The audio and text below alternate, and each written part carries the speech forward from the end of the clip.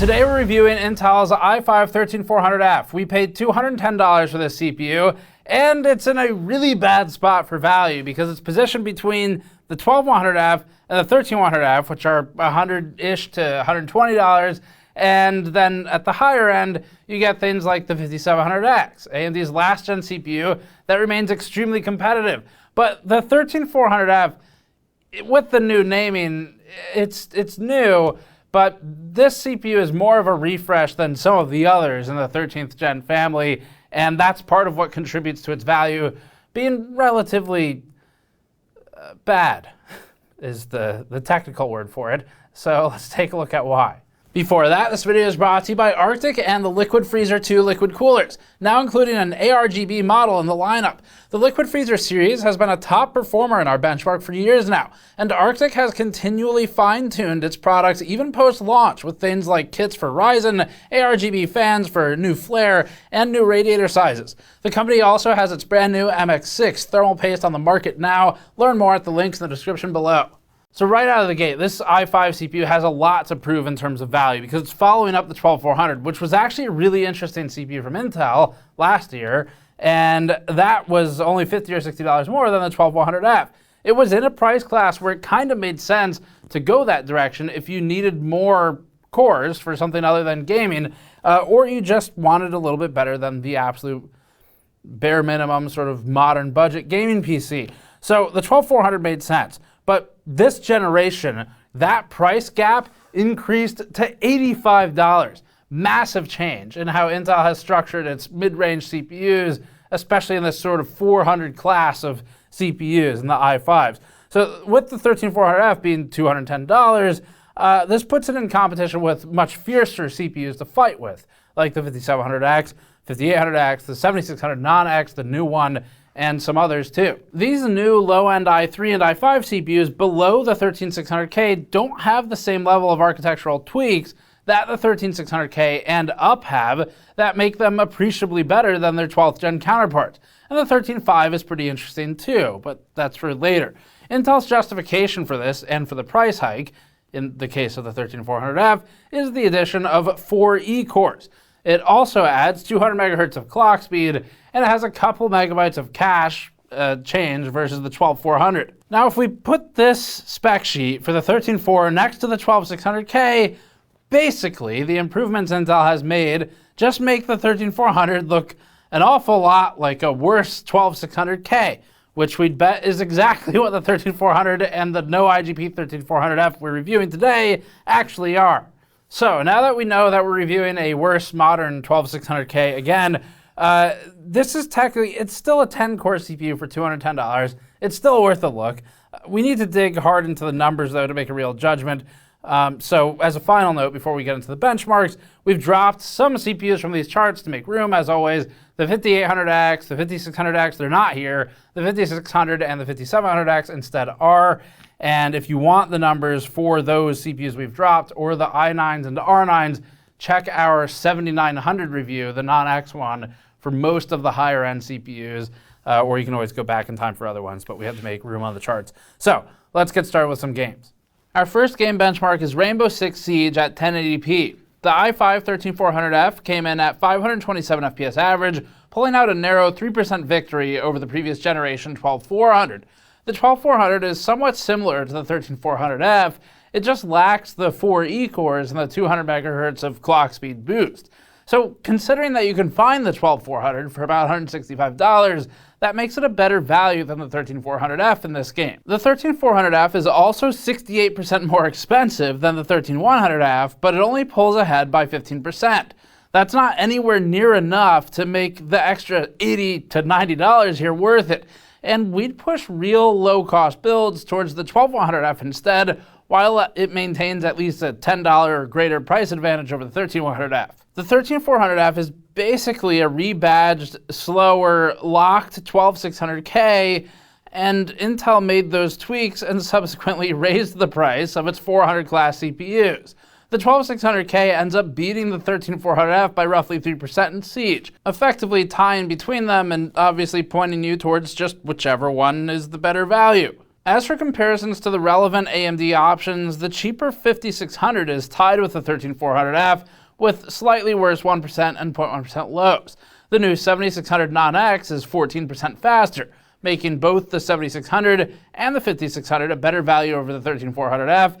And if you're just sort of needing a gaming PC to get off the ground, of course the 12100F remains an excellent option for someone on a strict budget. This chart is the same set of tests, just with the 4090 paired with the CPUs instead. The increased GPU headroom allows the 13400F to pull further apart from the 13100F, making for a 22% lead, up from 15% before. That's still not enough to make the extra $80 to $90 feel worth it though.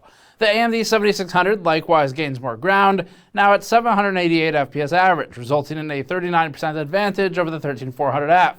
Broader gaps and better scaling like this are why we're transitioning to using the 4090 though, because it does allow us to see a little bit more into the performance differences. The 5600 was tied with the 13400F in the 3090 Ti chart, but with the 4090 in the bench, that grows to an 8% lead for the 5600. Given that the 5600 is $60 less expensive, we're obviously going to side with that one for value, since it's doing better here. Next up is Shadow of the Tomb Raider at 1080p and back on the 3090 Ti.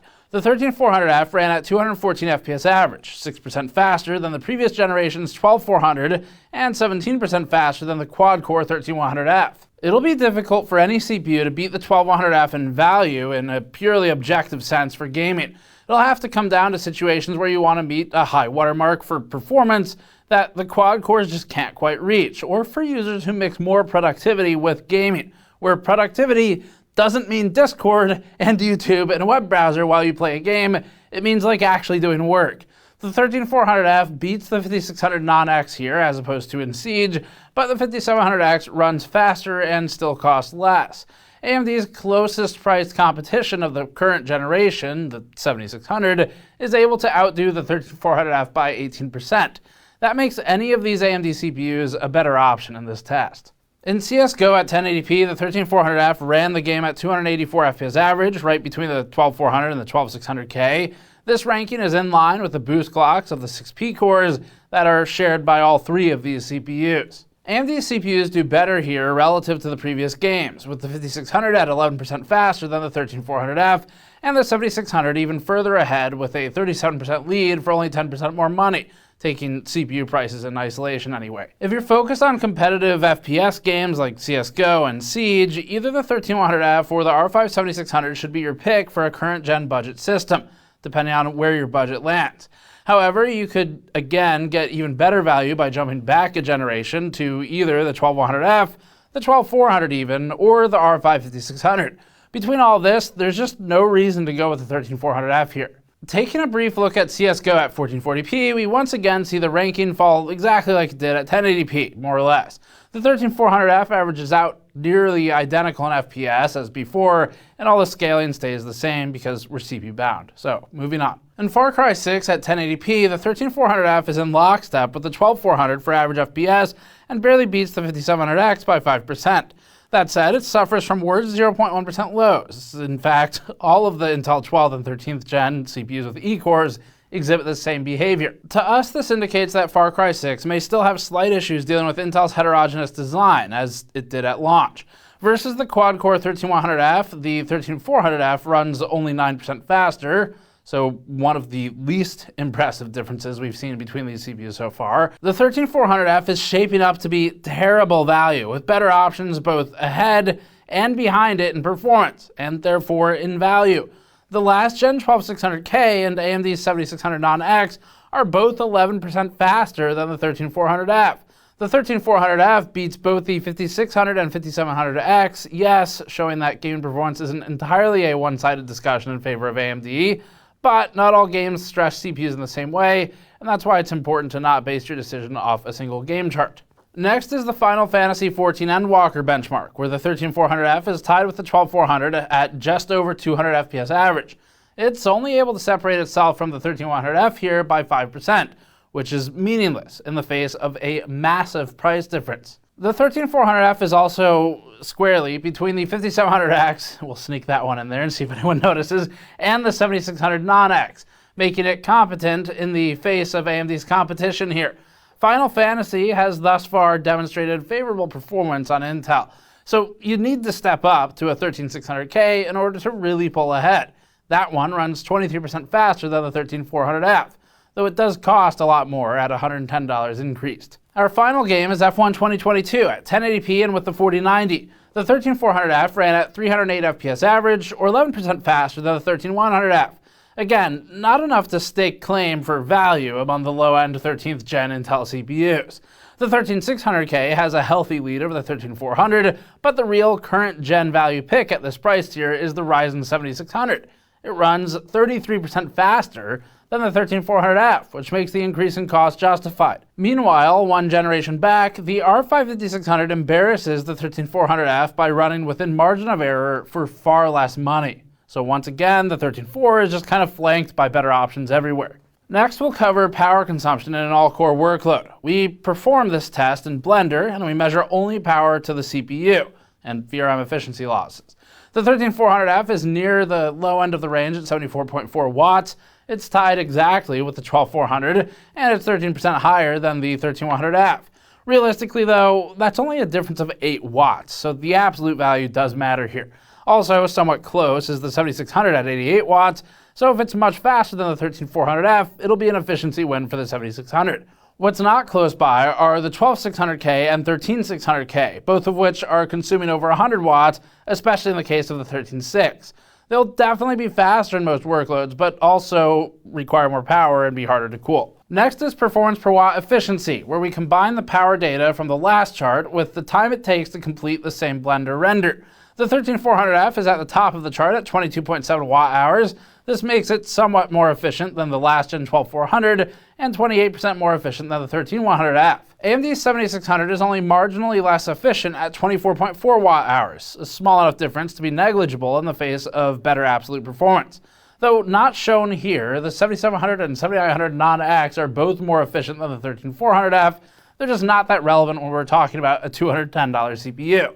You can check our 7900 review for that data if you want the full chart with the higher end stuff. Our Blender tile-based rendering test is up first for production.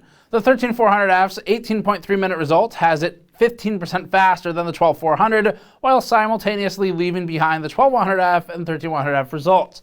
4 cores just isn't enough to stay competitive in a task like this. The 5600 gives up a 19% advantage to the 13400F.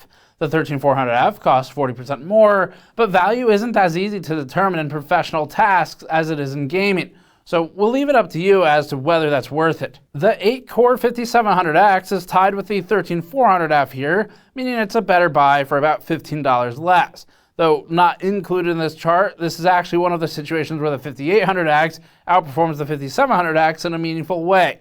In our original review, we saw about an 11% difference between them. But overall, the difference between them is more pronounced in production than in gaming, but not so much that we'd recommend necessarily the 5800X, because you can just overclock the 5700X and get the same thing. And if you want those charts, just check our 5700X review. Back to this review subject though, AMD's current generation doesn't offer as much performance for the money after you consider the higher motherboard costs.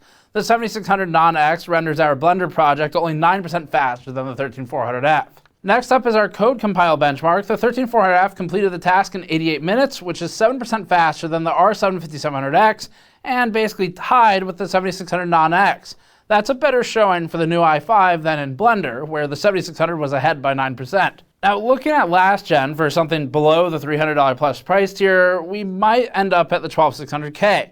This one is 15% faster than the 13400F here, but it starts to lose ground on the value front because at $230 to $240 retail at the time of writing, it's got a lot to deal with on both sides of it, just like the 134 does, except it's also older. So, like we've said before, it's difficult to beat low-end CPUs in pure objective value in a mathematical sense, but at a certain point, you have to weigh the importance of getting the work done faster versus purely performance per dollar, and that's going to be specific to your situation. For us, we are often so bound up by computers that it matters to have the extra performance more than it does to have the value up to a certain point. For you, if your hardware is not the bottleneck, but basically your time is, maybe it doesn't matter as much as long as the time isn't because of the computer. Next is file compression and decompression, measured in millions of instructions per second. The 13400F completed 88,000 MIPS, tying the 5700X and giving up a 6% lead to the 7600 non-X, and a bit more to the 12600K. In comparison to the 12100F and 13100F, however, it's a blowout. The quad cores really couldn't keep up in Chromium already, but it's even worse here. This leaves the 13400F in the unfortunate position of not being powerful enough to overcome similarly priced CPUs, while only confidently beating things that are a generation older and far cheaper. Switching to decompression, the CPU is spread out a little more, and AMD flexes a specific advantage. The 13400F completed 88,000 MIPS and put the 13100F in its place again. The 13400F is also 34% better than the 12400 here, showing a stronger generational improvement for the Intel 400 class in this task. The AMD advantage we mentioned shows up powerfully, with the 5700X leading the 13400F by 28%. If your workload heavily relies on decompression, you're going to be better off going with the 5700X here. If you were to upgrade to a higher price class, the 13600K makes sense to look at next. This one netted a 19% improvement over the 5700X, but it's way beyond the good part of the value curve in comparison. Our last set of tests is in the Adobe suite using Puget Bench, starting with video editing in Premiere. This score is an aggregate formed by running edits, live playback, scrubbing, and more. The 13400F scored 851 points, roughly tying with the 5700X and 7600. That's closer to the 7600 than the 13400F's been for any of our production tests otherwise, making a case for itself, finally, in the last two charts of the review. Thanks for showing up, Intel. Thanks, Steve. That makes the 5700X the best choice, though, among these options, looking purely at the immediate competition for price. So, if you're willing to sacrifice some overall performance, both the 5600 and 13100F will save you some money while giving better value.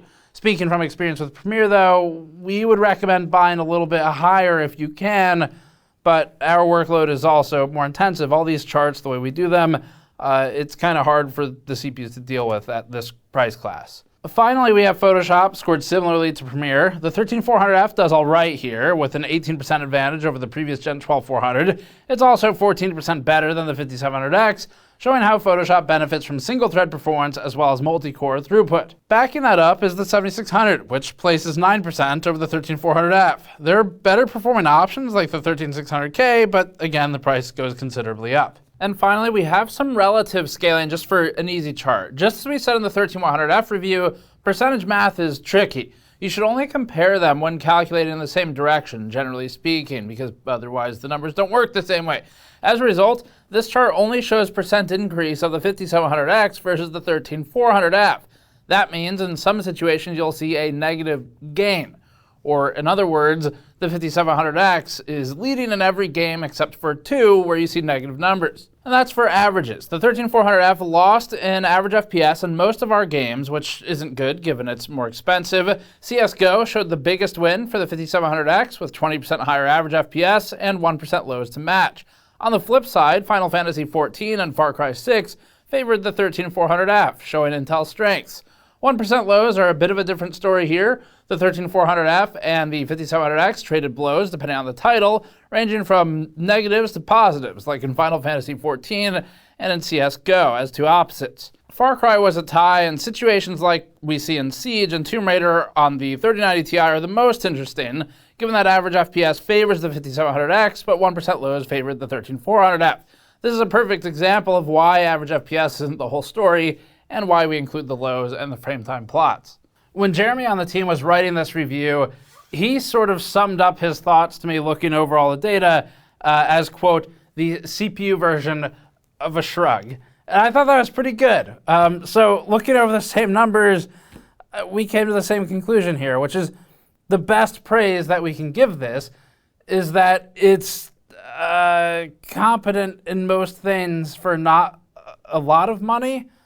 But the problem is, once you compare it relatively, the not a lot of money starts to look like more money than it actually is because there's other options out there that are better value. So the recap really looks like this. At the lower end, the 12100F still remains extremely viable, especially at that $100, $105 price point. The 13100F is a good replacement once the 12100F vanishes or if the 131 comes down a little bit. The 5700X is the competitor at their higher end, as is the 7600. Also benefiting AMD, these two CPUs are fairly power efficient in all-core workloads, but we don't think that's necessarily a huge factor for a CPU like this. That seems to matter more for people who are at the really high end. Now, in the purest, most charitable interpretation of the data, you'd strip away everything else and look at only generational performance improvement from the 12400 to the 13400F, but even that is not that compelling because the much higher cost of the 13400F kills a lot of the momentum here. So in reality here, this is in fact just a scuffed 12600K.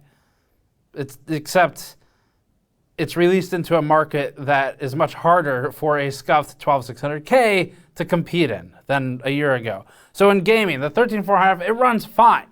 If you were gifted one, there wouldn't really be a reason to be mad about it. And if it's the literal only option, there's also no reason. It's not like it's a bad CPU, just the value is no good. So it shouldn't be your first choice. In Rainbow Six Siege with the 4090, we saw that the 13400F is 22% faster than the 13100F, but again, it costs like 70% more money.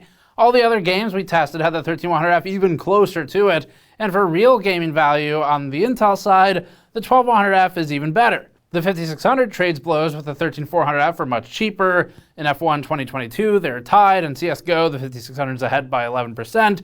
And in Final Fantasy XIV, the 134 is ahead by 13%.